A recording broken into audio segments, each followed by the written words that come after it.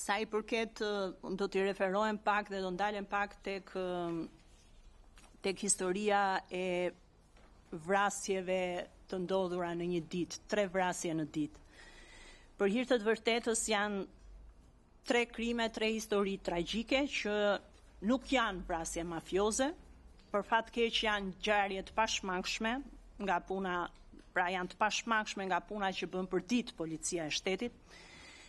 Unë nuk besoj se ka në një vend të botës ku polici rrin guzhin për të parandaluar që djali të godas babain me thikën e bukës, apo në një vend të botës ku polici rri brenda në kuzhinën e restorantit për të parandaluar picierin të godas me thikë kuzhinjerin.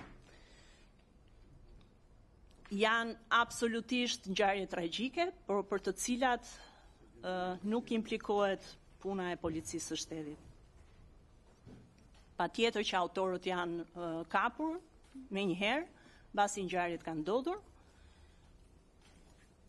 Ashtu siç e thashë edhe më parë, ne kemi një rekord të ngjarjeve të mundshme kriminale të evidentuara si rezultati I rritjes së patrullimeve dhe ndërmjetësimit të policisë së shtetit në situata konfliktuale. Kështu që në këtë